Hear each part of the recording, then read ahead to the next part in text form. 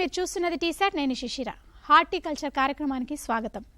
ఈరోజు మనం హార్టికల్చర్ కార్యక్రమంలో మాట్లాడుకోబోయే అంశం రైతు సాగుకు భరోసా, దాని సన్నకార రకాల బోనస్ గురించి మనం మాట్లాడుకోబోతున్నాం. ఈ అంశం మీద మనతో మాట్లాడేందుకు టీసాట్ స్టూడియోలో ఉన్నారు డాక్టర్ వి పురుషోత్తమరావు గారు, అగ్రి ఎక్స్పర్ట్. ఆయనతో మాట్లాడి తెలుసుకుందాం అసలు ఈ అంశం గురించి. మీరు కూడా ఈ అంశం మీద మాట్లాడాలి అంటే స్క్రీన్ పైన స్క్రోల్ అవుతున్న టోల్ ఫ్రీ నెంబర్స్కి కాల్ చేసి ఆయనతో మాట్లాడచ్చు, మీకు సందేహాలు తెలుసుకోవచ్చు. నమస్తే అండి. నమస్కారం అండి. Welcome to T-SAT studio. Thank you very much అండి. ఇప్పుడు మనకి నేటి వ్యవసాయం తీరు చూసుకుంటే తెన్నుల మీద ఎలాంటి అభిప్రాయం ఉందంటారు? మన రాష్ట్రంలో వచ్చేసరికి గత 10 సంవత్సరాలుగా నీటి వినియోగం అనేది బాగా మనకు అందుబాటులో వచ్చిన తర్వాత వ్యవసాయం అనేది బాగా కొత్త బొంతలు దక్కింది. గత 30-40 సంవత్సరాల క్రితం చూసుకున్నట్టయితే ఉమ్మడి రాష్ట్రంలో ఉన్నప్పుడు మన తెలంగాణ ప్రాంతానికి వచ్చేసరికి పంటలు పండించినప్పటికి కూడా అది ఉమ్మడి రాష్ట్రంలో ఉండటం వల్ల దాని యొక్క తెలంగాణ రాష్ట్ర ప్రత్యేకత అనేది తెలిసేది కాదు మనకి. అట్లాంటిది తెలంగాణ రాష్ట్రం ఏర్పడిన తర్వాత మొదటి 3 స్థానాల్లో కూడా తెలంగాణ రాష్ట్రం అనేది మనకి రావడం అనేది జరుగుతుంది ప్రతి సంవత్సరం అటు ఇటుగా. కాబట్టి మన రాష్ట్రంలో వ్యవసాయం అనేది బాగా పెంపొందించడం జరిగింది. అలాగే నీటి వస్తువు కూడా లభిస్తుంది. తర్వాత విద్యుత్ అవకాశాలు కానివ్వండి, ఇవన్నీ మనకి బాగా అందుబాటులోకి వచ్చిన తర్వాత రాష్ట్రంలో వ్యవసాయం అనేది బాగా విస్తీర్ణంగా జరుగుతుంది.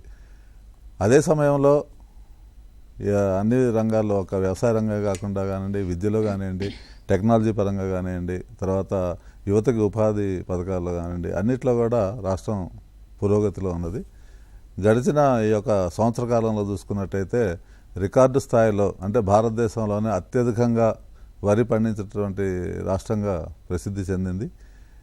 గడిచిన కాలం కంటే కూడా ఈ సంవత్సరం సాగు విస్తీర్ణం పెరిగింది. అదేవిధంగా నీటి లభ్యత మనకి కొంత తగ్గినప్పటికి కూడా కొన్ని ప్రాజెక్టులు ఈసారి మనకు అందుబాటులో లేకపోయినా కానీ వ్యవసాయంలో వరి అనేది బాగా సాగులోకి వచ్చిందనమాట. సో ఇది చాలా హర్షించదగ్గ విషయము. అలాగే రైతాంగానికి కూడా ఈ యొక్క సన్న రకాలు పండించడంలో ఇప్పుడు ఉన్నటువంటి ప్రభుత్వం కూడా మంచి ప్రోత్సాహాన్ని ఇచ్చి 500 రూపాయలు బోనస్ ప్రకటించడం కూడా ఒక శుభ పరిణామం అనమాట. అంటే దీనివల్ల ఏమవుతుందంటే పండించిన రైతుకే ఈ యొక్క బోనస్ అనేది అందుతుందన్నమాట. కాబట్టి ఇది ఎవరైతే రైతులు పండిస్తారో వాళ్ళందరికీ ఈ బోనస్ కూడా ఒకటి మంచి ఫలితాలను ఇస్తుంది. అదేవిధంగా వ్యవసాయ రంగంలో కొత్త రకాలు వంగడాలు కూడా మన భారత పరిశోధన సంస్థ ద్వారా కూడా రిలీజ్ అయినాయి. అదేవిధంగా మన రాష్ట్ర వ్యవసాయ విశ్వవిద్యాలయం కానివ్వండి, అలాగే ఉద్యాన శాఖకు సంబంధించినటువంటి హార్టికల్చర్ యూనివర్సిటీస్ కానివ్వండి, అన్ని రకాలుగా రైతులకి ఎప్పటికప్పుడు కొత్త రకాల గురించి వివరించడం, అలాగే సాగులో మెళకువలు చెప్పడం, తర్వాత వాతావరణానికి అనుకూలంగా ఉన్నటువంటి పంటల సాగు మీద అవగాహన కల్పించడం, ఇటువంటి వివరాలన్నీ తెలియజేయటం వల్ల రాష్ట్ర రైతాంగానికి చాలా ఉపయోగకరంగా కాకుండా పంటలు పండించడంలో, తర్వాత మంచి మార్కెటింగ్ కూడా ఎటువంటి ఇబ్బందులు లేకపోవడం వల్ల రాష్ట్ర రైతాంగం చాలా ముందు అడుగులో ఉందని చెప్పి నేను ఒక రైతుగా మీకు మన టీసాట్ రైతాంగానికి అలాగే ప్రేక్షకులు తెలియజేసుకుంటున్నాను అన్నమాట. అంటే ఇప్పుడు మనకి తెలంగాణ వ్యవసాయం చూసుకుంటే దాని మీద మీ వివరణ ఎట్లా ఉంది అంటారు? తెలంగాణ రాష్ట్రం అనేది చాలా ప్రత్యేకంగా ఉన్నది వ్యవసాయ రంగంలో ఈ మధ్యకాలంలో. అది ఎందుకు చెప్పాల్సి వస్తుందంటే, వరి అనేది ఒక పంట కాకుండా వాణిజ్య పంటలైనటువంటి మొక్కజొన్న కానివ్వండి, పత్తి, తర్వాత మిరప, తర్వాత అలాగే ఉద్యాన పంటలు, ఈ విధంగా రకరకాల పంటలు. ఇప్పుడు ఏదైతే మన ఈ యొక్క తెలంగాణ రాష్ట్రంలో హైదరాబాద్ నగరం ఏ విధంగా దేశంలో 2వ స్థానానికి వచ్చే ప్రయత్నంలో చేస్తుందో, అలాగే మనం కూడా వ్యవసాయ రంగంలో కూడా మన రాష్ట్రం విస్తీర్ణంలో చిన్నదైనప్పటికి కూడా వ్యవసాయ రంగంలో మటుకు మంచి అద్భుత ఫలితాలు సాధిస్తూ దేశానికి ఒక ఆదర్శంగా నిలుస్తుంది. కాబట్టి రైతాంగం కూడా ఇక్కడ కొత్తగా వచ్చినటువంటి టెక్నాలజీని అందుకోవడంలో కానీ, వాటి మీద వివరాలు తెలుసుకోవడంలో కానీ, అలాగే కొత్తగా వచ్చినటువంటి పంట సాగు విధానాలను కూడా అవలంబించడం అనేది జరుగుతుంది. ఇంకా రానున్న రోజుల్లో ఇప్పుడు ఏదైతే వరి సాగులో ఉన్నటువంటి కొన్ని తప్పిదాలు అనొచ్చు. ఎందుకంటే ఇప్పుడు ఉదాహరణకి ఎకరానికి 25 నుంచి 30 కిలోలు విత్తనం వాడుతున్నారు రైతాంగం. అలా కాకుండా దీన్ని 10 నుంచి 12 కిలోలు కనుక తగ్గించుకోగలిగితే రైతుకి దగ్గర ఒక 500 నుంచి 1000 రూపాయలు కూడా ఆదా అయ్యే అవకాశం ఉందన్నమాట. కాబట్టి రైతులు అది కూడా ఒకటి ఆలోచించుకోవాలి. తర్వాత రైతు సరైనటువంటి సమయంలో విత్తన ఎంపిక చేసుకోవాలి. అలాగే మనకి వాతావరణానికి అనుకూలంగా ఉన్నటువంటి రకాలే కానివ్వండి, నేలకి అనుకూలంగా ఉన్నటువంటి రకాలని ఎంచుకోవాల్సినవి కూడా అవసరం చాలా ఉన్నదన్నమాట. దీంట్లో మనకి అందుబాటులో ఉన్నటువంటి వ్యవసాయ శాఖ అధికారులను కూడా సంప్రదిస్తూ మీతో ఉన్నటువంటి తోటి అభ్యుదయ రైతుల అభిప్రాయాలు తీసుకుంటూ సాగు అనేది దృష్టి పెట్టి దాని మీద ఒకే రకంలో ఒకే పోకడు కాకుండా మనకు అందుబాటులో ఉన్నటువంటి దీర్ఘకాలిక మధ్యకాలిక రకాలని ఎంపిక చేసుకుంటూ వర్షాకాలంలో ఎటువంటి విత్తనాలు సాగు చేయాలి, అలాగే వేసంగిలో ఏ రకాలు సాగు చేయాలి అనే దాని మీద కూడా పూర్తిగా అవగాహన చేసుకొని కనుక మనం సాగు విధానాలు అవలంబించినట్టయితే రాష్ట్రంలో మరింత వ్యవసాయ రంగం అభివృద్ధి పడటానికి ఎంతైనా తోడ్పడుతుందని చెప్పి నేను మీకు ఈ సందర్భంగా తెలియజేస్తున్నాను. అదేవిధంగా మనం చూసుకుంటే ఈ వరి సాగుపై మీ అభిప్రాయం ఎలా ఉంది అంటారు? వరి అనేది ఎక్కువ నీటితో కూడినటువంటి పంట. ఇది అంటే చాలామంది రైతాంగం ఇప్పుడు మార్కెట్కి సరైనటువంటి సదుపాయాలు లేని వాళ్ళంతా కూడా వరి సాగు చేస్తున్నారు.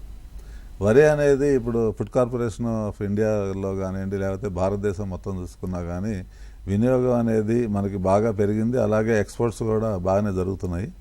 ఈ సందర్భంలో రైతు ఎక్కువగా ఆలోచించేది ఏంటంటే అన్ని రకాల పంటల్లో కంటే కూడా వరి సాగు అనేది చాలా సులువైనది. తర్వాత ఎక్కువ శ్రమ లేకుండానే కొద్దిగా సమయం కేటాయించినప్పటికి కూడా ఈ యొక్క పంటని మనం పండించుకోవచ్చు అనే యొక్క భావంతోనే చాలామంది రైతులు ఈ యొక్క పంట సాగును చేస్తున్నారు అన్నమాట. కాబట్టి వరి అనేది ఎప్పటికి కూడా ప్రతి సంవత్సరం రోజు రోజుకి పెరుగుతున్నది తప్ప తగ్గడం అనేది జరగడం లేదు. తర్వాత నీటి వస్తు కూడా దానికి ఒకటి కారణం. అలాగే విద్యుత్ సమస్యలు లేకపోవడం, ఈ విధంగా ఈ రెండు కూడా వరి సాగుకి బాగా ప్రోత్సాహాన్ని ఇవ్వడానికి ఉపయోగపడుతుంది అన్నమాట. అలాగే ఎప్పుడైతే ప్రభుత్వం నేరుగా ధాన్యం కొనుగోలు సెంటర్లు పెడుతుందో దానివల్ల రైతుకు కూడా మార్కెటింగ్లో కూడా ఎటువంటి ఒడిదుడుకులు లేకపోవటం, దళారీ వ్యవస్థ మీద ఎక్కువ ఆధారపడకుండా ఈ యొక్క ఐకేపీ సెంటర్ల ద్వారా ఏదైతే ఇప్పుడు ఈ మధ్యకాలంలో మనకి వచ్చినటువంటి రైతు ఉత్పత్తుల సంఘాలు కానివ్వండి, తర్వాత ఈ యొక్క వ్యవసాయ కోఆపరేటివ్ సొసైటీస్ కానివ్వండి, వాటి ద్వారా కూడా మార్కెటింగ్ అనేది చాలా సులభతరం చేశారు. కాబట్టి మన రాష్ట్రంలో వరి సాగు అనేది రోజు రోజుకి బాగా పెరుగుతున్నది. తర్వాత ఇది ఒక పంటకాలం వచ్చేసేది కూడా 100 రోజుల నుంచి 140 రోజులు మధ్యలో రకాన్ని బట్టి ఆ యొక్క సమయం రోజులు ఉంటుంది. కాబట్టి దిగుబడి కూడా విషయానికి వచ్చినట్టయితే అత్యధిక రసాయనాలు వాడకుండా ఒక మోతాదులో రసాయనాలు వాడితే కూడా 30 నుంచి 40 బస్తాలు దిగుబడి అనేది సర్వసాధారణమైందనమాట. కాబట్టి రైతు ఒక సంవత్సర కాలంలో 2 దఫాలుగా ఈ పంటలు పండించడం వల్ల నేరుగా ఒక సంవత్సరం మొత్తం మీద ఏడాదికి నికర ఆదాయం దగ్గర 60,000 నుంచి 80,000 వరకు పొందుతున్నటువంటి సందర్భం కూడా ఉన్నదన్నమాట. కాబట్టి ఒక రైతు ఏదైతే ఒక 5 ఎకరాలు వేసుకుంటాడో అతనికి నికరంగా 3 లక్షల నుంచి 4 లక్షల రూపాయల ఆదాయం కూడా సమకూరుతుంది. కాబట్టి ఈ విధంగా కూడా రైతాంగం మక్కువ చూపిస్తుంది. కాబట్టి వరి అనేది ప్రధాన పంటగా తెలంగాణ రాష్ట్రంలో సాగులో ఉన్నదండి. ఇప్పుడు మనము టెక్నాలజీ పరంగా చూసుకుంటే వ్యవసాయంలో ఇది ఏ విధంగా ఉంది అంటారు? టెక్నాలజీ ఇంకా చాలా అవలంబించుకోవాల్సి ఉన్నది ఈ రైతాంగం. ఎందుకంటే ఇప్పుడిప్పుడే కొంత టెక్నాలజీ అనేసరికి చాలామంది ఈ యొక్క వ్యవసాయ పరికరాలకు సంబంధించింది అనుకుంటున్నారు. కానివ్వండి, టెక్నాలజీలో ఇప్పుడు వరి సాగు విధానం కానివ్వండి, తర్వాత వెదజల్లే విధానం కానివ్వండి, ఇటువంటివి కూడా కొంత అవలంబించినట్టయితే కనుక బాగుంటుంది. ఇది కూడా ఏదైతే టెక్నాలజీని మనం ఉపయోగించుకోవాలనుకుంటున్నామో అందులో ఈ వరి సాగు విధానం కూడా కొద్దిగా ఏదైతే 30 కిలోలు 25 కిలోలు విత్తన రేటుని మనం ఎకరానికి వేసుకుంటున్నామో, తర్వాత ఒక్క కర్ర నాటాల్సిన చోట 4-5 కర్రలు 10 కర్రలు కూడా నాటుతూ దిగుబడులను కూడా తగ్గించుకుంటున్నాం. కాబట్టి దీని మీద అవగాహన పెంచుకొని నీటి వాడకం వీలైనంత వరకు తగ్గించుకుంటూ అధిక దిగుబడి ఎలా సాధించాలి అనేది కూడా మనం యొక్క టెక్నాలజీలో భాగంగానే భావించాలన్నమాట. అలా కాకుండా టెక్నాలజీ అనేసరికి మనకి ఎంతసేపు యాంత్రీకరణలోనే కాకుండా సాగు విధానంలో కూడా వచ్చినటువంటి ఇప్పుడు వరి కోత మిషన్లు వచ్చినాయి, అలాగే వరి నాటే యంత్రాలు కూడా వచ్చినాయి. వీటి వినియోగం కూడా బాగా జరుగుతుంది. ఇప్పుడు ఒక వ్యవసాయ కూలీలు అనేది దొరకడం కష్టమైనటువంటి ఈ యొక్క సందర్భంలో ఈ యొక్క వరి నాటే యంత్రాలు కానివ్వండి, వరి కోసే మిషన్లు కానివ్వండి బాగా ప్రాచుర్యంలోకి వచ్చినాయి అన్నమాట. ప్రతి మండల స్థాయిలో కూడా దగ్గర దగ్గర 8 నుంచి 10 వరకు మిషన్లు కానివ్వండి, వరి నాటే యంత్రాలు కానీ అందుబాటులో ఉన్నాయి. సో దాన్ని ఇంకా సులభతరం చేస్తూ అందుబాటుకు వచ్చే ధరలో కూడా కొన్ని కంపెనీలు ప్రయత్నాలు, తర్వాత అలాగే వాటి యొక్క ఇన్నోవేషన్స్ కూడా జరుగుతున్నాయి అన్నమాట. కాబట్టి టెక్నాలజీ అనేది చాలా ముఖ్యం రైతుకి.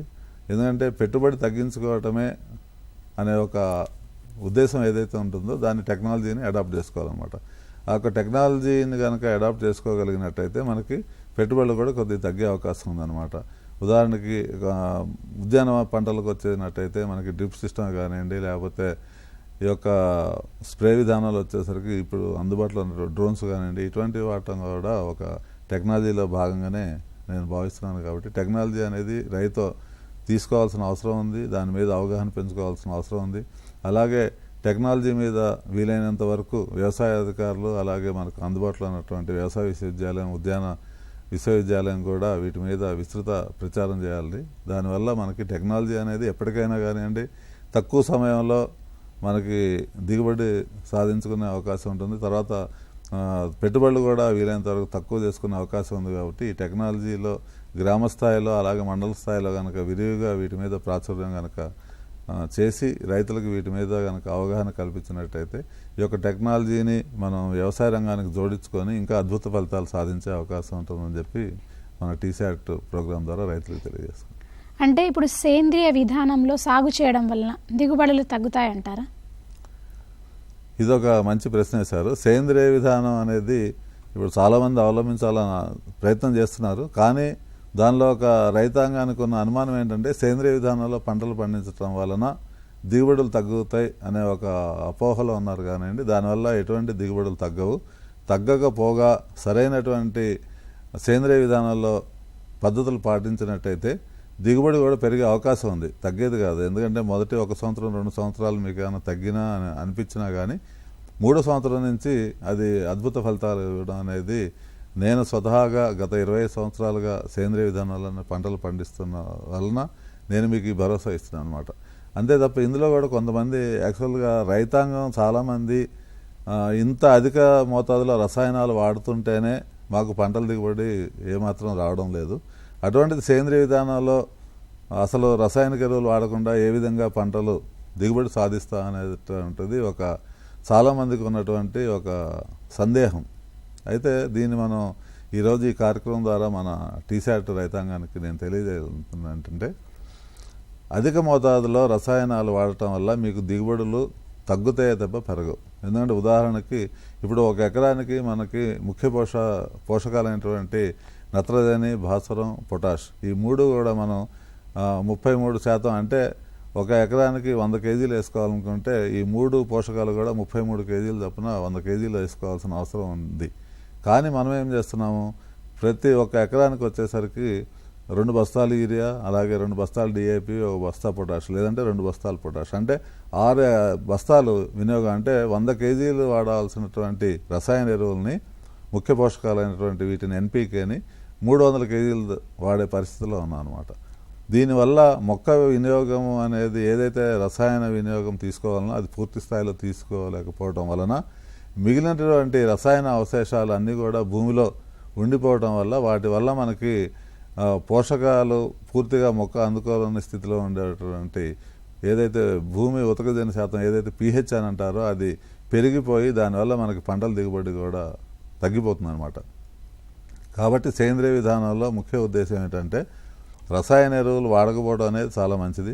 పచ్చి రొట్ట ఎరువులు వాడుకోవాలి. అలాగే ఖనిజ పదార్థాలైనటువంటి జిప్సం అనేది కూడా కొంత వాడుకోవచ్చు. తర్వాత అలాగే వర్మీ కాంపోస్ట్ కానివ్వండి, ఈ మధ్యన కొత్తగా కొన్ని కంపెనీల ద్వారా ఏదైతే సేంద్రియ విధానంలో మనకి కూరగాయలు, పండ్లు, తర్వాత ఈ యొక్క కిచెన్ వేస్ట్ని కూడా మురగబెట్టి దాని నుంచి సిఎన్జి తీయటం వల్ల ఆ సిఎన్జి తీసిన తర్వాత ఏదైతే వ్యర్థాలు మిగిలిపోతాయో ఆ యొక్క స్లర్రీ ద్వారా కూడా మనకి ఈ యొక్క బయో ఫర్టిలైజర్స్ని మిశ్రమంగా చేసి దాన్ని కూడా సేంద్రియ ఎరువుగా ఇస్తున్నారనమాట. అందులో ఉదాహరణకి ఈ యొక్క మహీంద్రా అండ్ మహీంద్రా కంపెనీ వాళ్ళది కూడా చాలా బాగా పనిచేస్తుంది. దానివల్ల ఎటువంటి మనకి నష్టం అనేది జరగదు. ముఖ్యంగా మనం వర్మీ కాంపోస్ట్ కనుక వాడుకున్నట్టయితే లేదా పెంట ఎరువులు ఏదైతే మనం పశువుల పేడ ఇటువంటి వాడటం వల్ల దాంట్లో కలుపు వచ్చే అవకాశం ఉంటుంది. ఇది ఈ స్లర్రీ విధానంలో ఏదైతే సిఎన్జి తీసిన తర్వాత వచ్చే స్లర్రీ ద్వారా ఏదైతే సేంద్రియ ఎరువు వస్తుందో దాని ద్వారా మనకి కలుపు సమస్య కూడా రాదనమాట. కాబట్టి రైతాంగం అది కూడా వాడుకోవచ్చు. తర్వాత సేంద్రియ విధానంలో చాలా విధానాలు అవలంబిస్తున్నారు. అందులో జీరో బడ్జెట్ న్యాచురల్ ఫార్మింగ్ కానివ్వండి, లేకపోతే న్యాచురల్ ఫార్మింగ్ కానివ్వండి, దాబోల్ విధానం అని కానివ్వండి, లేకపోతే ప్రకృతి వ్యవసాయం, ఇలా రకరకాలుగా చాలామంది ఎన్నో పేర్లు పెడుతున్నారు. కానీ ఒక రైతుగా నేను చెప్పేదంటే ఏదైతే భూమిని సంరక్షించుకోవాలి, అధిక రసాయనాల ఎరువులు వాడకుండా ఎలా చేయాలి అనే దాని మీద రైతుకు అవగాహన రావడం అనేది చాలా ముఖ్యం అనమాట. కాబట్టి అందులో భాగంగానే మనం పచ్చిరొట్ట ఎరువులు వేసుకోవాలి. తర్వాత జిప్సం వాడుకోవాలి అవసరమైనంత వరకు. తర్వాత ఒకవేళ pH కనుక అధికంగా ఉన్నట్టయితే మనం దాన్ని ఎలా తగ్గించుకోవాలి, దానికి కావాల్సినటువంటి ఫెర్రస్ సల్ఫేట్ అలాంటి జిప్సం వాడుకోవాలి. అలాగే ఒకవేళ pH కనుక తక్కువ ఉన్నట్టయితే మనం సున్నాన్ని భూమిలో వేసుకోవాల్సిన అవసరం ఉంది. వీటన్నిటి మీద కూడా మనకి అందుబాటులో ఉన్నటువంటి వ్యవసాయ అధికారులు కూడా వాళ్ళు మనకి చెప్తారు. కాబట్టి నేను ఒక రైతుగా మన తోటి రైతులకు నేను చెప్పదలుచుకుంది ఏంటంటే అధిక రసాయనాలు వాడటం వల్ల మనకి దిగుబడులు అనేవి పెరగవు. రాను రాను మీరు ఎక్కువ వాడటం వల్ల దిగుబడులు అనేవి తక్కువైపోతాయి. కాబట్టి సేంద్రియ కార్బన్ అనేది భూమిలో ఏదైతే మినిమం 1% ఉండాలో 2% ఉన్నట్టయితే చాలా బ్రహ్మాండమైన దిగుబడులు వస్తాయి. కానీ 2% కాదు కదా, 0.5% కూడా ఈరోజు మన భారతదేశ భూముల్లో సేంద్రియ కార్బన్ అనేది లేకుండా పోయిందనమాట. దీనికి కారణం ఏంటంటే మనం అధికంగా వాడినటువంటి రసాయన ఎరువులు ముఖ్య కారణం అనమాట. అంటే భూమిలో ఉండాల్సినటువంటి వానపాము ఎరువులు నశించిపోయినాయి. అలాగే భూమిలో ఉండాల్సిన సూక్ష్మజీవులు కూడా పూర్తిగా నశించిపోయినాయి ఈ అధిక రసాయనాలు వాడటం వల్ల. కాబట్టి వీటిని మరలా ఏదైతే మనకి 60 సంవత్సరాల్లో జరిగినటువంటి నష్టం 1950-60 వరకు కూడా మనం ఎటువంటి రసాయన ఎరువులు వాడలేదు. తర్వాత ఈ రసాయనాల వినియోగం అనేది 1960 తర్వాతనే నిదానంగా ప్రారంభమై ఈరోజు ఎంత స్థితికి వచ్చిందంటే దీని ద్వారా సమాజానికి కూడా మనం విషపూరితమైనటువంటి ఆహారాన్ని అందిస్తే దానివల్ల క్యాన్సర్ కానివ్వండి, బీపీ కానివ్వండి, రకరకాలటువంటి ఆరోగ్య సమస్యలు కూడా వస్తున్నాయి. కాబట్టి రైతాంగం దీని మీద సేంద్రియ విధానంలో పంటలు సాగు చేయాల్సిన అవసరం ఎంతైనా ఉంది. అలాగే మనకు ఉన్నటువంటి వ్యవసాయ క్షేత్రంలో 5 ఎకరాలు ఉన్నట్టయితే మొదటగా 1 ఎకరంలో కనుక మీరు సేంద్రియ విధానంలో పంటలు ఎలా సాగు చేయాలి, దానివల్ల లాభ నష్టాలు ఏంటి అనేది బేరీజ్ వేసుకున్నట్టయితే మీ 1 ఎకరంలో వచ్చినటువంటి అనుభవాన్ని చూసి తర్వాత మీరు దాన్ని నిదానంగా విస్తరించుకునే అవకాశం ఉంది. కాబట్టి ఒకేసారి ఉన్న భూమిని మొత్తం సేంద్రియ విధానంలోకి మార్చుకోవడం అనేది ఎవరికైనా కష్టతరమే. కాబట్టి ఈ విధానంలో సేంద్రియ విధానంలో పంటలు సాగు చేసేందుకు ఎక్కువ ప్రయత్నం చేయండి. అలాగే మంచి ఆహారాన్ని సమాజానికి అందియాలి. అలాగే మనం రానున్న తరాలకి మనం ఏమి ఇచ్చాము అంటే పోషకాలతో కూడినటువంటి రసాయన రహిత వ్యవసాయ భూముల్ని అందించడం అనేది మనకు సంతృప్తిగా ఉంటుంది. కాబట్టి రానున్న తరానికి పంటలు పండి బాగా దిగుబడులు సాధించాలి అంటే కనుక సేంద్రియ విధానంలో పంటలు సాగు చేయాలి. అలాగే మన భూమి ఆరోగ్యాన్ని పరిరక్షించుకోవాలి, దిగుబడులను పెంచుకోవాలి. కాబట్టి మీకు రసాయన ఎరువులు వాడటం వల్ల దిగుబడులు రావు, సేంద్రియ విధానం ద్వారా దిగుబడులు తగ్గవు అని చెప్పి నేను పూర్తిగా మీకు భరోసాతో చెప్తున్నాను. ఇప్పుడు మనకి వరిలో సన్న రకాల బోనస్ మీద మీ అభిప్రాయం ఏంటి అంటారు? ఈ రాష్ట్రంలో వచ్చినటువంటి మన ప్రభుత్వం గత 10 సంవత్సరాలు ఉన్నటువంటి ప్రభుత్వానికంటే కూడా ఈ రైతు భరోసా కానివ్వండి, రైతు బీమా పథకాలతో పాటుగా ఈ కొత్త ప్రభుత్వం ఏదైతే రాష్ట్రంలో ఇప్పుడు ఉన్నదో దానిలో రైతు ఏదైతే మద్దతు ధర, పంట మద్దతు ధరతో పాటుగా సన్న రకాలు సాగు చేసిన వారికి 500 రూపాయలు ప్రతి క్వింటాల్కి బోనస్ ఇవ్వడం అనేది జరిగింది. ఇది చాలా సంతోషించదగ్గ విషయము. అలాగే చాలామంది రైతులకి ఈ బోనస్తో 500 రూపాయలు కూడా అకౌంట్లకు కూడా జమ చేయడం జరిగింది. మద్దతు ధర 2300, అలాగే 2320తో పాటుగా సన్న రకానికి 500 రూపాయలు అదనంగా ఈ బోనస్ అందటం వల్ల 2800 రూపాయలు సన్న రకాలకి క్వింటాకి రైతుకి గిట్టుబాటు ధర లభించింది. దీనివల్ల ఇది ఎందుకు చెప్తున్నా అంటే సగటున ప్రతి రైతు కూడా 70 కిలోల బ్యాగ్ ఏదైతే మనం ఈ తెలంగాణ రాష్ట్రంలో బస్తా అని చెప్పుకుంటామో అది 70 నుంచి 75 కిలోల వరకు పరిణామం కలిగి ఉంటుంది. దాన్ని 30 నుంచి 40 బస్తాలు కనుక మనం పంట చూసుకున్నట్టయితే దిగుబడి తక్కువలో తక్కువ. అంటే ఒకవేళ మనం 30 బస్తాలు అనుకుంటే 21 క్వింటాల నుంచి 22 క్వింటాల నుంచి 40 బస్తాలకు వచ్చేసరికి 30 క్వింటాళ్ళు. అంటే దగ్గర దగ్గర యావరేజ్ 25 క్వింటాలు ఖచ్చితంగా పండుతుంది కాబట్టి 25 క్వింటాలకి 500 రూపాయలు క్వింటాకి చొప్పున మనకి 12,500 రూపాయలు మనకి బోనస్ రూపంలో ఈ యొక్క రాష్ట్ర ప్రభుత్వం మనకి అవకాశం కల్పించింది అనమాట. ఆల్రెడీ ఈ యొక్క దీనికి సంబంధించినటువంటి మన వర్షాకాలంలో ఏదైతే సాగు జరిగిందో దానికి సంబంధించినటువంటి మద్దతు ధరతో పాటుగా కొనుగోలు చేసిన ధాన్యంతో పాటుగా ఈ యొక్క 500 రూపాయలు కూడా రైతు ఖాతాకి జమ చేయడం అనేది జరుగుతుందన్నమాట.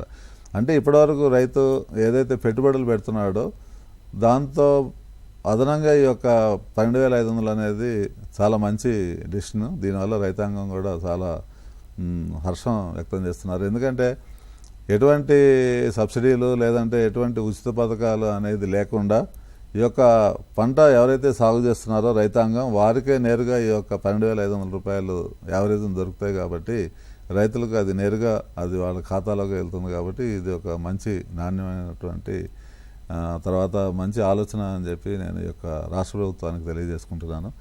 అదేవిధంగా ఈ యొక్క వేరే పంటలైనటువంటి మొక్కజొన్న కానివ్వండి, మిరప, పత్తి ఇటువంటివి కూడా కొంత మద్దతు ధర కనుక పెంచినట్టయితే లేకపోతే ఎటువంటి ప్రోత్సాహకాలు ఏమన్నా కనుక ఇచ్చినట్టయితే ఈ సంవత్సరం చూసుకున్నట్టయితే పత్తి ధర మరీ ఘోరంగా 6,500 నుంచి 7,500 మధ్యన క్వింటాకి రైతుకు గిట్టుబాటు రావడం జరిగింది. కాబట్టి వరి అనేది ప్రధాన పంట మన తెలంగాణ రాష్ట్రంలో. దాంతోపాటుగా ఈ యొక్క పత్తి, మిరప, మొక్కజొన్న వీటి మీద కూడా కొద్దిగా రైతాంగానికి ఎటువంటి సహాయం అందడం లేదు. కాబట్టి వారికి కూడా కొంత మద్దతు ధర పెంచడం లేదంటే వారికి కూడా కొంత బోనస్ కింద ఇవ్వడం లేకపోతే దానికి సంబంధించినటువంటి విత్తనాలని సబ్సిడీ ద్వారా అందించడం కనుక రైతాంగానికి చేసినట్టయితే ఇంకా బాగుంటుందని చెప్తున్నా. కాబట్టి ఈ యొక్క రైతు భరోసా సన్న రకాలకి 500 బోనస్ అనేది ఈ యొక్క చాలా మంచి పరిణామం చెప్తున్నా. ఎందుకంటే దేశం మొత్తం మీద కూడా ఈ యొక్క సన్న రకాల వినియోగం అనేది బాగా పెరిగింది ఈ మధ్యకాలంలో.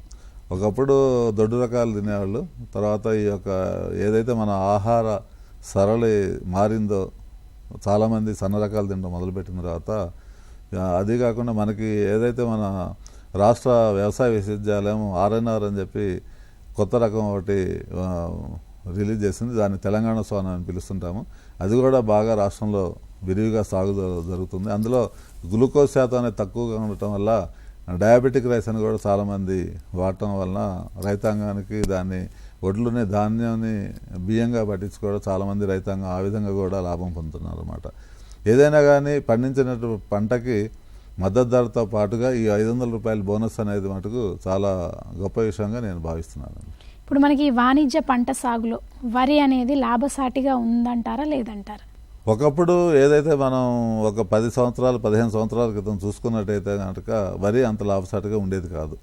అంటే ఎందుకు చెప్తున్నానంటే మరి ఆ రోజు వ్యవసాయం అంటే మనకి అన్ని సమస్యలు ఉండేవి. నీటి కొరత కానివ్వండి, తర్వాత విద్యుత్ కొరత కానివ్వండి చాలా ఉండేది. రైతు అర్ధరాత్రులు పోయి పొలంలో మోటార్లు పెట్టుకోవడం, ఇటువంటి తర్వాత నాసిరకం విద్యుత్ రావడం వల్ల అనుకోకుండా స్టార్టర్లు పాడైపోవటం, బోర్లో ఉన్న నీళ్లు సరైన టైంకి అందించకపోవటం, ఈ విధంగా కనుక చూసుకొని పెట్టుబడులు బాగా పెరిగిపోయి మద్దతు ధరలు కూడా ఆ సమయంలో నాకు తెలిసి క్వింటాకి ధర వచ్చేసి 1,300 నుంచి 1,500 రూపాయల మధ్యలో ఉండేది. ఇప్పుడు 2,300కి వచ్చింది. సో కాబట్టి ఆ రోజుల్లో మొత్తం మీద ఒక ఎకరానికి నికరంగా 4,000 నుంచి 5,000 రూపాయలు మాత్రమే ఆదాయం ఉండేది. అది కూడా సంవత్సరంలో 2 పంటలు చేస్తాడు కాబట్టి ఎకరానికి ఎక్కువగా ఒక 15,000 రూపాయలు మాత్రమే వార్షిక ఆదాయం కింద వచ్చేది వరి సాగులో. కానీ ఇప్పుడు పరిస్థితి అనేది మారిపోయింది. ఇప్పుడు ఎంత తక్కువ సాగు చేసినా కానీ తక్కువగా ఎకరానికి వార్షిక ఆదాయం అనేది 40,000 నుంచి 60,000 రూపాయలు అనేది మినిమం రైతుకు వస్తుందన్నమాట. కాబట్టి ఇంకో విషయం ఏంటంటే ప్రతి ఒక్క రైతు కనుక వరి సాగు చేసినట్టయితే వారికి వేరే పంటల మీద మనకి అందుబాటులో రాక ఆ యొక్క పంటల రేట్లు బాగా పెరిగిపోయే అవకాశం ఉంది. కాబట్టి వరిని ఉదాహరణకి ఒక 10 ఎకరాలు ఉన్నట్టయితే మనకి 10 ఎకరాలు వరి కాకుండా అందులో ఒక 5-6 ఎకరాలు వరి చేసుకొని మిగతా 4 ఎకరాలు వాణిజ్య పంటలకు వెళ్ళటం లేదంటే కూరగాయల సాగును కూడా చేసుకోవాల్సిన అవసరం ఉందన్నమాట. కాబట్టి రైతాంగం అనేది ఎక్కువ మంది రైతులు వరి అనేది చాలా శ్రమ తక్కువ పంట అనే భావనలో కూడా ఉన్నారు. అలా కాకుండా నీటి వసతిని తగ్గిస్తూ అంటే ఆరుతడి పంటగా కూడా మనం వరిని సాగు చేయొచ్చు. దాని మీద కూడా అవగాహన పెంచుకోవాల్సిన అవసరం ఉంది. నీటిని వృధా చేయకుండా ఇవాళ రోజు మనకి నీరు అందుబాటులో ఉంది కదా అని చెప్పి మనం ప్రతి ఒక్కరూ వరి సాగు చేసినట్టుతో కూడా అది చాలా రానున్న రోజుల్లో ప్రమాద స్థాయికి చేరుకోవచ్చు. ఎందుకంటే ప్రమాద స్థాయి అనేది ఏంటంటే ఒకే రకం పంట కనుక సాగు విరివిగా వచ్చినట్టయితే మనకి వేరే పంటలు, ఉదాహరణకి మొక్కజొన్న కానివ్వండి, కోళ్ళ పరిశ్రమకు సంబంధించినటువంటి మొక్కజొన్నలు ఇవన్నీ కూడా వేరే రాష్ట్రాల నుంచి లేకపోతే వేరే దేశాల నుంచి దిగుమతి చేసుకోవాల్సిన పరిస్థితి వస్తుంది. కాబట్టి ఈ యొక్క పంట సాగు విధానంలో ఏదైతే క్రాప్ క్యాలెండర్ అని మనం అనుకుంటామో దాన్ని కనుక మనం సమతుల్యం చేస్తూ ఏ పంట ఎప్పుడు ఏ ఏరియాలో సాగు చేస్తుంటే అదొక ప్రణాళిక పరంగా కనుక చేసినట్టయితే రైతు మరింత ఆదాయం పెంచుకునే అవకాశం ఉంది. కాబట్టి వరి అనేది లాభసాటిదే ఇది ప్రస్తుత పరిస్థితుల్లో. అలా అని చెప్పి మొత్తం వరి సాగు చేసుకోవడం అనేది కూడా రానున్న రోజుల్లో ప్రమాదకరంగా ఉండొచ్చు. కాబట్టి ఒకప్పటి వరి సాగు విధానానికి ఈరోజు వరి సాగు విధానానికి చాలా వ్యత్యాసం ఉంది. కాబట్టి మనకి వరి అనేది కూడా లాభదాయకంగానే ఉన్నది. దాంతోపాటు కొంత వేరే అంతర పంటలు వేసుకోవాలి. లేదంటే ఉదాహరణకి వరి సాగు ఏదైతే మనం చేస్తున్నామో అందులో కొంత చీడపురుగులు నివారణ చేయాలంటే గట్ల మీద కొన్ని పూల చెట్లు, బంతిపూలు అలాంటివి కూడా పెట్టుకోవచ్చు. లేదంటే మునగ చెట్లు ఇట్లాంటివి కూడా కొంత అధిక అంతర పంటలుగా ఏదైతే మనం అనుకుంటాం అంతర పంటల విధానంలో ఆ విధానంలో కూడా శ్రద్ధ వహించినట్టయితే కొద్దిగా ఆదాయం పెరిగే మార్గం కూడా ఉంది. కాబట్టి వరితో పాటుగా ఇతర మార్గాలు కూడా అన్వేషిస్తూ ఈ యొక్క వరి సాగుని వీలైనంత వరకు సమతుల్యం చేసుకుంటూ చేస్తే బాగుంటుందని చెప్పి ఈ సందర్భంగా రైతులకు తెలియజేస్తున్నాను. అయితే ఇందాక మీరు చెప్పినట్టు మనకి రైతులకు సంబంధించి అంటే ఈ సన్న రకాల బోనస్ కానీ ఇవన్నీ మనం మాట్లాడుకున్నాం. అయితే ఇదే రకంగా ఈ డ్రోన్ వినియోగంపై వ్యవసాయ రంగంలో ఒక రైతుగా మీ అభిప్రాయం ఏంటి? ఈ మధ్యకాలంలో బాగా డ్రోన్ వినియోగం అనేది బాగా పెరిగిందండి. అంటే ఇది మంచి శుభపరిణామం. ఇప్పటివరకు డ్రోన్లు అనేవి మనం కొన్ని రంగాల్లో మాత్రమే చూసాము.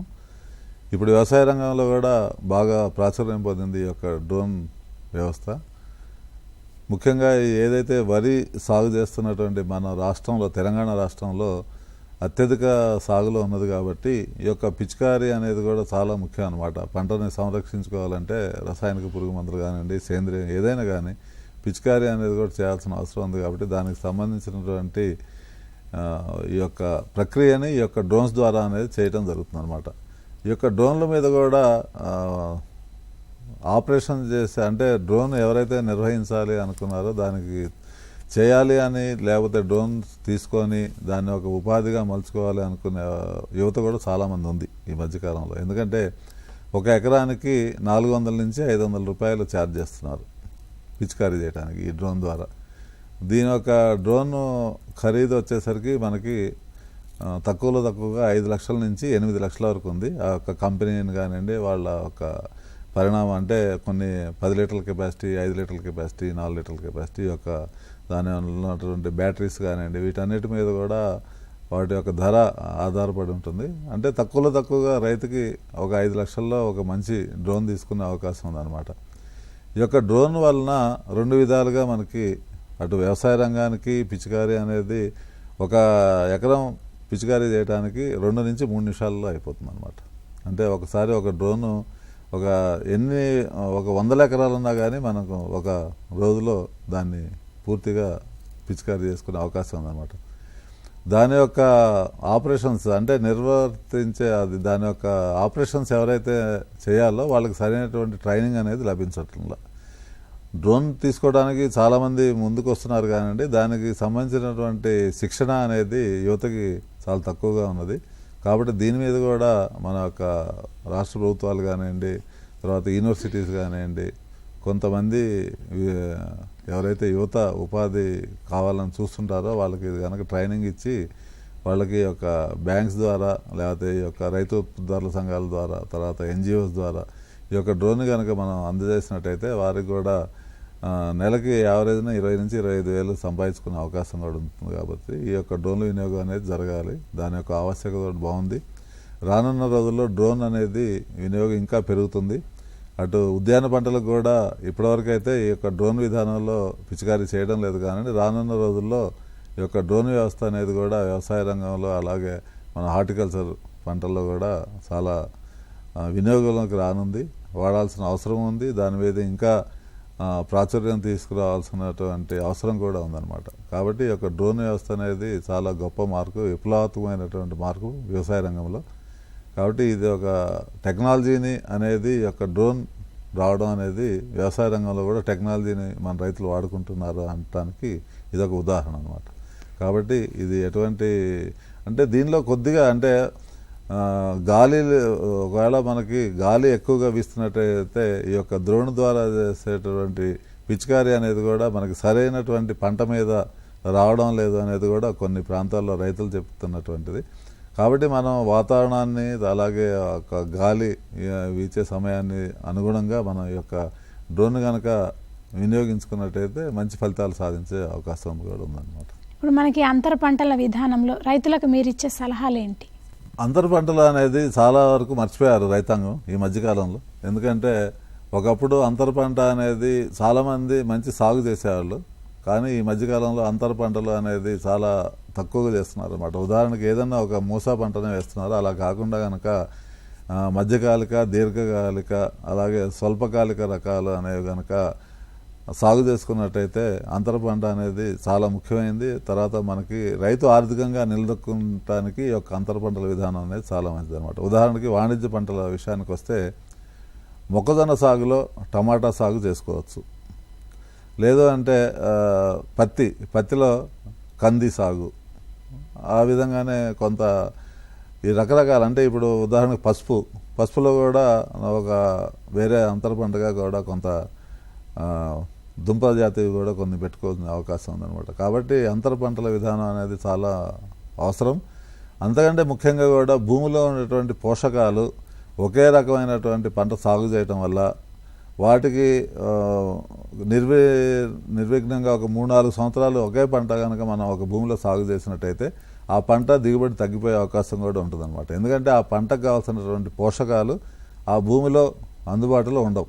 కాబట్టి పంట మార్పిడి అనేది అవసరం. అలాగే అంతర పంటలు వేయటం వల్ల కూడా ఉదాహరణకి మనం ఇప్పుడు బీన్స్ లేదంటే కొంత పెసర, మినుము ఇటువంటి పంటలు వేయటం వల్ల మనకి గాలిలో ఉన్నటువంటి నత్రజనిని కూడా భూమిలో స్థిరీకరించేటువంటి ఒక ప్రక్రియ జరుగుతుంది. కాబట్టి ఆ విధంగా మనం భూమిని సారవంతం చేసుకునే అవకాశం కూడా ఉంది. కాబట్టి అంతర పంటల సాగు అనేది చాలా అవసరం అన్నమాట. చాలామంది మన ముఖ్యంగా తెలంగాణ రాష్ట్రంలో వచ్చేసరికి వర్షాకాలంలో వరి ఎప్పుడైతే కోస్తారో దాని తర్వాత మళ్ళా దాన్ని ఒక 2 నెలలు అలాగే ఉంచుతారు. అలా కాకుండా దాన్ని కనుక మనం కోసేసిన తర్వాత దానికి నీళ్లు పెట్టి దానిలో కనుక మినుములు చల్లుకున్నట్టయితే మినుము పంటను కూడా మనం మంచి లాభాలు ఉన్నాయి. కాబట్టి ఇప్పుడు మినుములు కూడా 9,000 నుంచి 10,000 రూపాయలు ఒక క్వింటా ధర ఉంది. కాబట్టి ఆ విధంగా కూడా ఇప్పుడు ఆంధ్ర ప్రాంతంలో చాలామంది రైతాంగం మినుము పండిస్తుంటారు అన్నమాట వరి కోసిన తర్వాత. కాబట్టి ఈ యొక్క విధానం కూడా ఇక్కడ రైతాంగాన్ని అవలంబించుకున్నట్టయితే ఈ యొక్క అంతర పంటలు అనేది బాగుంటుంది. తర్వాత ఆకుకూరలు కానివ్వండి, కాయగూరలు కానివ్వండి, ఇటువంటివి కూడా అంతర పంటల వల్ల ఒక పంట ధర లేక మనం నష్టపోయే పరిస్థితి ఉన్నప్పుడు ఈ యొక్క అంతర పంటల వల్ల మనకి ఒక పంట ధర రాకపోయినా ఇంకో పంట వచ్చే అవకాశం ఉంది. కాబట్టి అంతర పంట అనేది ఒక రైతుగా నేను ప్రోత్సహిస్తాను. అలాగే రైతాంగం కూడా ఇప్పుడు అందరికీ ప్రతి జిల్లా హెడ్ క్వార్టర్ కూడా చాలా బ్రహ్మాండంగా అభివృద్ధి చెందినాయి. కాబట్టి వారికి కావాల్సిన కూరగాయలు కనుక మనం 3-4 రకాలు ఒక ఎకరంలో కనుక సాగు చేసుకున్నట్టయితే మంచి ఆదాయం గడించే అవకాశం ఉంది. కాబట్టి అంతర పంటలో విధానం అనేది రావాలి. ఈ యొక్క అంతర పంటల్లో భాగంగానే చాలామంది ఇప్పుడు మిద్దె తోటలు కూడా కార్యక్రమం చేస్తున్నారు అన్నమాట. అంటే ఈ యొక్క రసాయన పురుగు మందులు ఎక్కువగా వాడటం వల్ల ఏదైతే ఈ యొక్క అవశేషాల్లో ఉన్నటువంటి కూరగాయలు ఇవన్నీ తినలేకపోతున్నామని చాలామంది మిద్దె తోట సాగు కూడా చేసుకుంటున్నారు. కాబట్టి రైతాంగం అంతర పంట అనేది చాలా ఉపయోగించుకోవాలి. మొక్కజొన్నలో ఎండాకాలంలో కనుక మీరు టమాటా సాగు చేయాలి అనుకుంటే ఈ యొక్క 45 నుంచి 50 డిగ్రీల టెంపరేచర్స్ నుంచి టమాటా దిగుబడి నష్టపోకుండా ఉండాలి అంటే మీరు అంతర పంటగా మొక్కజొన్న వేసుకున్నట్టయితే కనుక అంటే 3 చాళ్ళు మొక్కజొన్న 2 చాళ్ళు టమాటా సాగు కనుక చేసినట్టయితే రైతుకి ఇటు టమాటా మీద ఆదాయం వస్తుంది, అలాగే మొక్కజొన్న మీద కూడా ఆదాయం వస్తుంది అన్నమాట. తర్వాత ఎండ తీవ్రత నుంచి మనకి యొక్క టమాటా సాగుని రక్షించుకోవచ్చు అన్నమాట. కాబట్టి ఈ విధంగా అంతర పంట సాగు అనేది చేయాల్సిన అవసరం ఉంది. ఈ యొక్క మనకి ఉద్యాన శాఖ అధికారులు కూడా అంతర పంట సాగు మీద ఎన్నో కార్యక్రమాలు చేస్తుంటారు. వాటి మీద కూడా మనం వారి అవగాహన, సూచనలు, సలహాలు తీసుకుంటూ ఈ అంతర పంట సాగు చేయాలని చెప్పి మీకు రైతాంగం తెలియజేస్తుంది. ఇప్పుడు మనకి కూరగాయల సాగులో ఎట్లాంటి జాగ్రత్తలు తీసుకోవాలి అంటారు? కూరగాయల సాగు విషయానికి వచ్చేసరికి చాలామంది రసాయనిక పురుగు మందు ఈరోజు స్ప్రే చేసి నెక్స్ట్ డే మార్కెట్కి తీసుకొస్తున్నారండి. దయచేసి రైతాంగానికి నేను సవివరంగా విన్నవించుకునేది ఏంటంటే, ఈ యొక్క విషపూరితటువంటి రసాయనిక పురుగు మందుని పిచికారీ చేసినటువంటి కనీసం 72 గంటలు అంటే 3 రోజుల పాటు మార్కెట్కి తీసుకురాకుండా ఉండాలని చెప్పి నేను మీ అందరికీ విన్నవించుకుంటున్నాను. చాలామంది రైతులు ఈరోజు పిచికారీ చేసేసి మరుసటి రోజే మార్కెట్కి తీసుకురావడం వల్ల వాటి యొక్క అవశేషాలు మానవ శరీరంలో చేరి ఎన్నో రకాలటువంటి ఆరోగ్య సమస్యలను ఎదుర్కొంటున్నారు. కాబట్టి మనం ఒక రైతుగా మనం చేయాల్సినటువంటి బాధ్యత ఏంటంటే, ఎవరైతే రసాయనిక పురుగు మందులు వాడతారో అధికంగా, వారు కనీసం 2 నుంచి 3 రోజుల తర్వాతనే ఆ యొక్క పంటని తెంపి మార్కెట్కి తీసుకున్నట్టయితే కొద్దిగా మనం సమాజానికి సేవ చేసిన వాళ్ళు అవుతాం. తర్వాత ఈ యొక్క కూరగాయల సాగు అనేది ఇప్పుడు మన రాష్ట్రంలో ఉదాహరణ హైదరాబాద్ నగరానికి కావాల్సినటువంటి కూరగాయలు పూర్తిగా మనకి అందుబాటులో ఉన్నటువంటి రంగారెడ్డి జిల్లా కానివ్వండి, మనకి చుట్టుపక్కల ఉన్నటువంటి నల్గొండ, కరీంనగర్, మెదక్, వికారాబాద్ ఇటువంటి జిల్లాల్లో కూడా సాగు చేసినప్పటికి కూడా సరిపోవట్లేదు. బయట రాష్ట్రాల నుంచి అటు బెంగళూరు నుంచి కానివ్వండి, ఇటు విజయవాడ, అలాగే ఇటు వచ్చే షోలాపూర్ నుంచి అన్ని ప్రాంతాల నుంచి కూడా దగ్గర మనకి ప్రతినిత్యం 200 నుంచి 300 టన్నులు కూరగాయలు అనేది మనం దిగుమతి చేసుకుంటున్నాం హైదరాబాద్ నగరానికి. ఇవన్నీ మరి ఎందుకు చేయాల్సి వస్తుంది అంటే, మనం వాణిజ్య పంటల వైపు వరి సాగు మీదనే ఎక్కువ దృష్టి సారించడం వల్ల కూరగాయల సాగు అనేది కూడా తగ్గిపోయిందనమాట. కాబట్టి కూరగాయల సాగు కూడా చేయాల్సిన అవసరం ఉంది. ప్రతి ఒక్క రైతు కూడా ఎలాగో పాడి పంట అనే ఏదైతే నానుడి ఉందో, మనం అటు పాడి పశువులు కూడా లేకుండా అయింది. తర్వాత మనకి ఈ యొక్క ఉద్యానవన పంట కూడా పండించని స్థితికి వచ్చాం. కాబట్టి మళ్ళా పాడి పంట అనే నానుడు ఏదైతే ఉందో దాన్ని సమతుల్యం చేసుకోవడానికి ఒక కూరగాయలు కనుక మనం ఒక ఎకరంలోనే కూరగాయలు సాగు చేసుకున్నట్టయితే, దాంట్లో 3-4 రకాల కూరగాయలు సాగు చేసినట్టయితే నికరంగా మనకి సంవత్సర ఆదాయం 1,00,000 నుంచి 1,50,000 రూపాయలు ఎటుకుపోతుందన్నమాట. దీనికి రంగారెడ్డి జిల్లాలో ఉన్న రైతాంగాన్ని అందరికీ తెలుసు. చాలామంది ఆకుకూరల మీద కూడా మంచి ఆర్థికంగా నిలదొక్కున్నటువంటి రైతులు చాలామంది ఉన్నారు అనమాట. కాబట్టి ఈ కూరగాయల సాగు వైపు మారాల్సిన అవసరం ఉంది. తర్వాత ఎటువంటి సీజన్లో ఎటువంటి విత్తనాన్ని నాటుకోవాలి అనేది మీద. తర్వాత చాలామంది రైతులు చేసేటటువంటి పొరపాటు ఏంటంటే, మార్కెట్ ధర అంటే కూరగాయలకు ఏ ధర అయితే బాగా లభిస్తుందో ఆ విత్తనాన్ని నాటి ఆ విత్తనాన్ని సాగు చేస్తుంటారు అనమాట. ఆ పంటనే సాగు చేస్తారు. అలా కాకుండా మనకు నేలకు అనుకూలమైనటువంటిది, వాతావరణానికి, తర్వాత మార్కెట్లో ఎప్పుడు రేటు అనేది బాగుంటుంది అనేది ఎప్పుడు. ఇంకోటి ముఖ్యంగా ఏంటంటే, ఈరోజు టమాటా 50 రూపాయలు ఉందని చెప్పి అందరూ టమాటా వేస్తే అది మళ్ళీ 2 రూపాయలకు వస్తుంటుంది. అలా కాకుండా మామూలు బెండ, బీర, సొర, కాకర ఇట్లా అన్ని రకాల పంటలను కనుక మనం తీసుకున్నట్టయితే రైతు ఆర్థికంగా నిలదొక్కుంటాడు. కాబట్టి కూరగాయల సాగు అనేది చాలా ప్రాముఖ్యంగా ఉన్నది. తర్వాత మీరు చిన్న క్షేత్రాల్లోనే అంటే ఎకరం వేసుకున్నా కానీ మీ యొక్క చుట్టుపక్కల వాళ్ళు కూడా వచ్చి మీ యొక్క తోట దగ్గరే తీసుకుపోయే అవకాశం కూడా ఉంది. కాబట్టి కూరగాయల సాగు అనేది చాలా ఎక్కువగా సాగులోకి రావాలని చెప్పి నేను భావిస్తున్నాను. ఇప్పుడు మనకి రైతు క్షేత్రస్థాయిలో విత్తనోత్పత్తి చేసుకునే అవకాశం ఉంది అంటారా? రైతు విత్తనోత్పత్తి క్షేత్రస్థాయిలో చేసుకునే అవకాశం చాలా ఎక్కువగా ఉన్నది. ఎందుకంటే ఈ యొక్క దృష్టి రైతు పూర్తిగా మర్చిపోయారు. అంటే వరి, కంది, పెసర, మినుము ఇట్లాంటి చాలా రకాల పంటలు, ముఖ్యంగా ఈ యొక్క వాణిజ్య పంటలు వరి కూడా విత్తనాలు ప్రతిసారి కూడా రైతు వేరే కంపెనీల మీద ఆధారపడి కంపెనీ విత్తనాలు తీసుకొని వస్తున్నాడు. అలా కాకుండా మేము వీలైనంత వరకు మా రైతు ఉత్పత్తిదారుల సంఘాల ద్వారా కేవీకే ఈ మనకు అందుబాటులో ఉన్నటువంటి కృషి విజ్ఞాన కేంద్రాల్లో ఈ యొక్క రైతుకి సంబంధించినటువంటి వరి విత్తనాలని విత్తనోత్పత్తి గురించి మనకి అంటే బ్రీడర్ ద్వారా ఏదైతే ఈ యొక్క విత్తన స్టేజీ 3 రకాలుగా ఉంటుంది. అందులో వచ్చేసి మనకి ఫౌండేషన్ సీడ్, బ్రీడర్ సీడ్, తర్వాత సర్టిఫికేషన్ సీడ్. ఈ 3 అయిన తర్వాత మనకి కమర్షియల్ సీడ్ వస్తుందన్నమాట. అంటే ఇప్పుడు చాలామంది విత్తనాల కంపెనీ వాళ్ళు మనకి ఫౌండేషన్ సీడ్ అందజేస్తున్నారు. ఆ ఒక్క ఫౌండేషన్ సీడ్ ఉదాహరణ వరిలో వచ్చేసరికి కూడా 20 కిలోలు 25 కిలోలు ఫౌండేషన్ సీడ్ ఇవ్వడం జరుగుతుంది చాలా కేవీకేలు. అవి తీసుకొచ్చిన తర్వాత రైతాంగం ఏం చేస్తుంది, ఆ పంట పండించిన తర్వాత మళ్ళీ మార్కెట్లో అమ్మేసుకుంటున్నాం. 24 రూపాయలకి అమ్మేసుకుంటున్నాము దాన్ని, 25 రూపాయల కేజీ. విత్తనాన్ని కొనాల్సరికి 40 రూపాయలు పెట్టుకుంటున్నాం. అలా కాకుండా ఏదైతే మనం ఒక కేవీకేలో తీసుకున్నటువంటి బ్రీడర్ సీడ్, బ్రీడర్ అంటే మనకి ఆ యొక్క ఏదైతే విత్తన ధృవీకరణ లేబుల్ ఉంటుందో అది తెల్ల రంగులో ఉంటుంది అనమాట ట్యాగ్కి. బ్లూ రంగులో ఉన్నట్టయితే అది సర్టిఫైడ్ సీడ్ అనమాట. అంటే ఈ యొక్క విత్తనాల మీద కూడా రైతులకు చాలామంది అవగాహన లేకపోవడం వల్ల ప్రతిసారి కూడా ప్రైవేట్ కంపెనీల మీద ఆధారపడటం, లేకపోతే విత్తనాన్ని తీసుకొచ్చేస్తున్నారు. అలా కాకుండా మీరు కనుక కేవీకేల ద్వారా తెల్ల ట్యాగ్ ఉన్నటువంటి బ్రీడర్ సీడ్ విత్తనాన్ని కనుక మీరు సాగు చేసినట్టయితే దాని ద్వారా మీరు ఇంకో 2 పంటలు కూడా అదే విత్తనాన్ని వాడుకునే అవకాశం ఉంది. అలా కాకుండా ఒకటే చేయాల్సింది ఏంటంటే, మీరు ఒక 2 రైతులు కనుక పండించినట్టయితే ఒక రైతు పండించిన విత్తనాన్ని ఇంకో రైతుకి ఇవ్వండి, ఇంకో రైతు విత్తనాన్ని మీరు తీసుకోండి. అంటే నేల మార్పిడి అనేది జరిగితే కనుక దిగుబడులు కూడా బాగా వస్తాయి. కాబట్టి మన భూమిలో పండిన పంట విత్తనాన్ని మనమే వేసుకోకుండా పక్క రైతు పండించిన విత్తనాన్ని తీసుకొని మన భూమిలో వేసుకుంటే కనుక మంచి దిగుబడులు కూడా వస్తాయన్నమాట.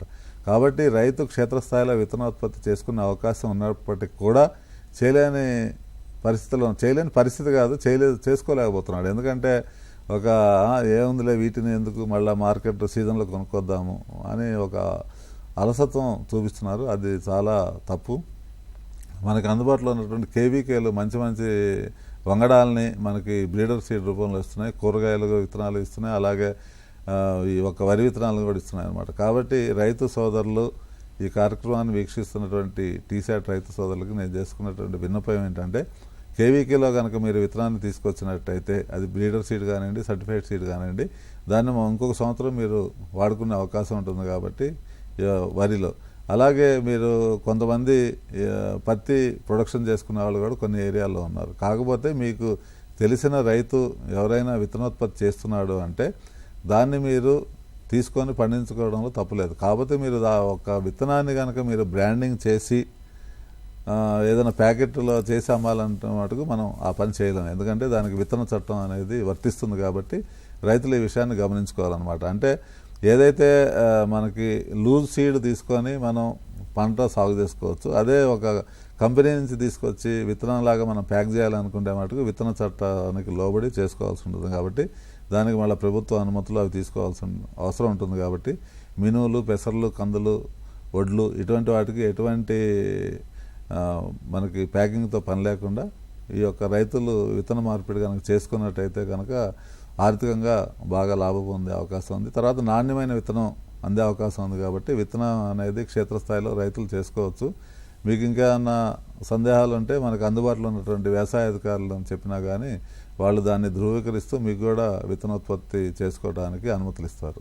ఇప్పుడు మనకి రసాయనిక పురుగు మందుల వినియోగం తగ్గించాలంటే ఎట్లాంటి పద్ధతులు పాటించాల్సి ఉంటుందని అంటారు రైతులు?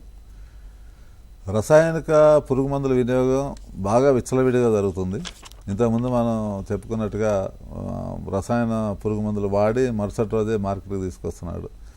దీన్ని వినియోగం ఎలా తగ్గించాలి అంటే ముఖ్యంగా ఈ యొక్క మనకు అందుబాటులో ఉన్నటువంటి డీలర్లు చాలామంది కూడా ఈ యొక్క పురుగు మందులు అధికంగా రైతులకి అంటగట్టడం అనేది జరుగుతుంది. అంటే ఉదాహరణకి మొక్క నాటిన 15 నుంచి 20 రోజుల నుంచే చాలా పవర్ఫుల్ మందులు మనం పిచికారీ చేస్తున్నాం అన్నమాట. దానివల్ల ఏదైతే రోగ నిరోధక శక్తి అనేది ఉంటుందో పురుగు తట్టుకునేది, అది ఈ యొక్క అధిక మోతాదులో రసాయన ఎరువులు వాడటం, పురుగు మందులు వాడటం వల్ల దాని యొక్క సామర్థ్యం ఈ యొక్క పురుగు మందుకు అలవాటు పడిపోయి దాన్ని పెంచుకుంటుంది అనమాట. అంటే పురుగు కంట్రోల్ చేసుకోలేని పరిస్థితికి రైతాంగం వచ్చిందనమాట. కాబట్టి అధికంగా పురుగు మందులు వాడటం వల్ల నష్టమే కానీ ఉపయోగం అనేది లేదు. దానివల్ల పర్యావరణానికి నష్టమే, ఇటు సమాజానికి నష్టమే. అందుకే నేను చేసే సూచన ఏంటంటే, మీరు ముందుగా విత్తనాన్ని నాటుకునే ముందర దాన్ని ట్రైకోడర్మా సూడోమోనాస్ అనే ద్రావణంలో కనుక వేర్లు ఒక 2 నుంచి 3 గంటల పాటు ఉంచుకొని దాన్ని మనం నాటుకున్నట్టయితే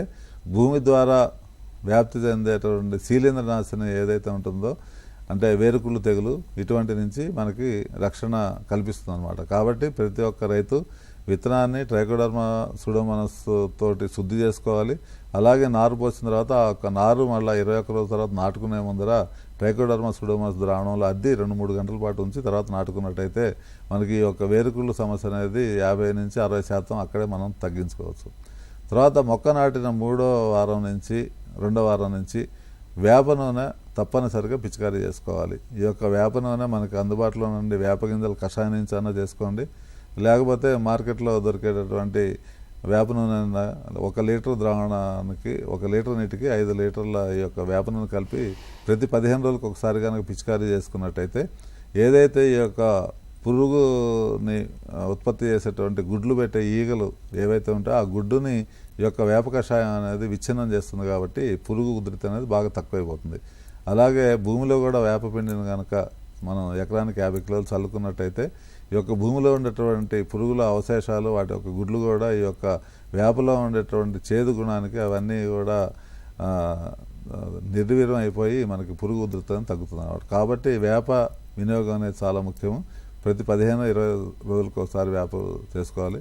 అలాగే మనకి అందుబాటులో ఉన్నటువంటి ఏవైతే ఆకులు, కొన్ని ఆకులు ఏదైతే మేకలు గొర్రెలు కొన్ని ఆకులు తినవన్నమాట, అవన్నీ కూడా ఔషధ గుణాలు కలిగి ఉంటాయి. వాటిని కూడా మనం తీసుకొని వాటి యొక్క రసాయనం అంటే వాటిని మరగబెట్టి లేకపోతే మురగబెట్టి దాని నుంచి వచ్చిన ద్రావణాన్ని కూడా పిచికారీ చేసుకున్నట్టయితే మనం పురుగును అరికట్టుకోవచ్చు.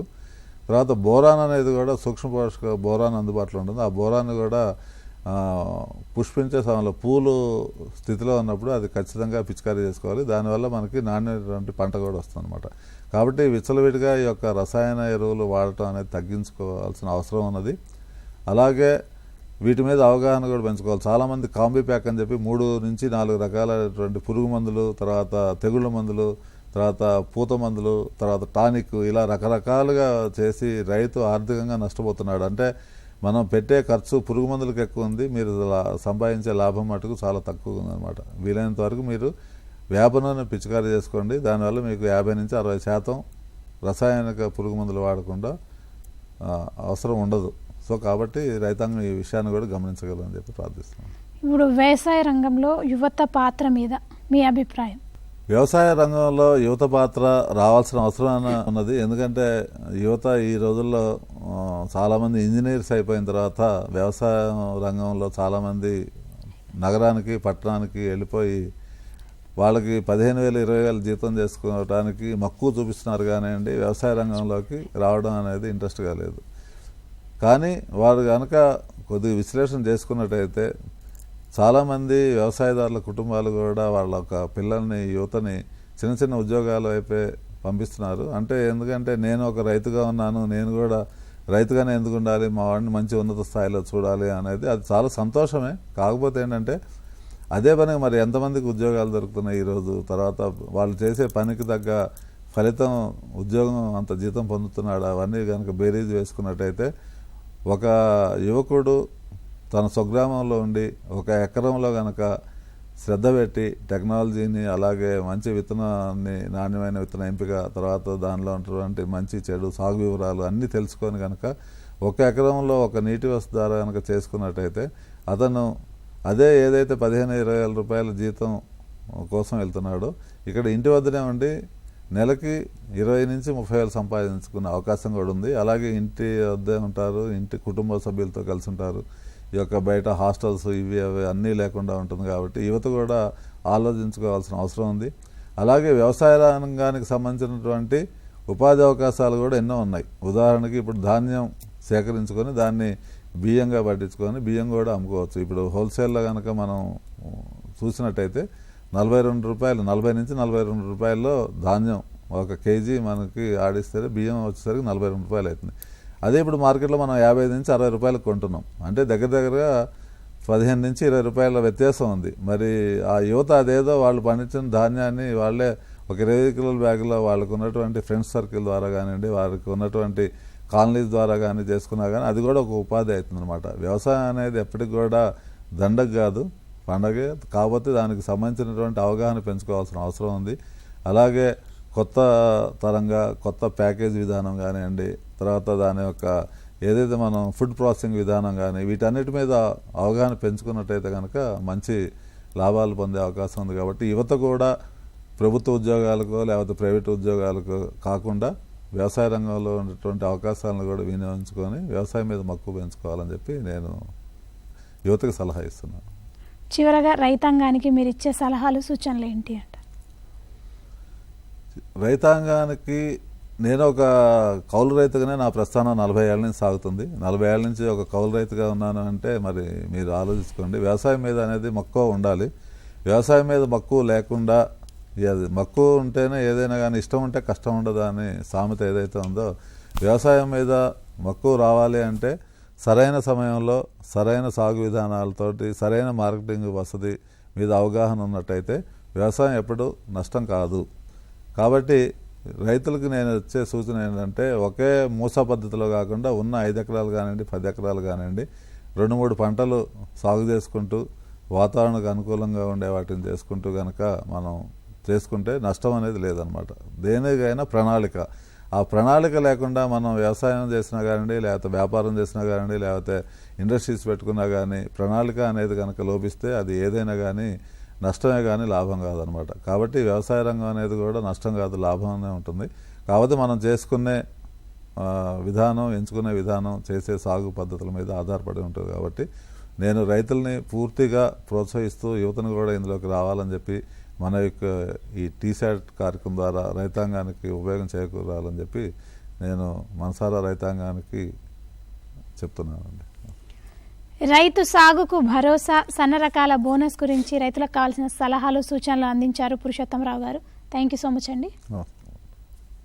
ఇది ఇవాళ మన హార్టికల్చర్ కార్యక్రమం. తిరిగి వచ్చే వారం మరో అంశంతో మళ్ళీ కలుద్దాం. అంతవరకు చూస్తూనే ఉండండి టీశాట్.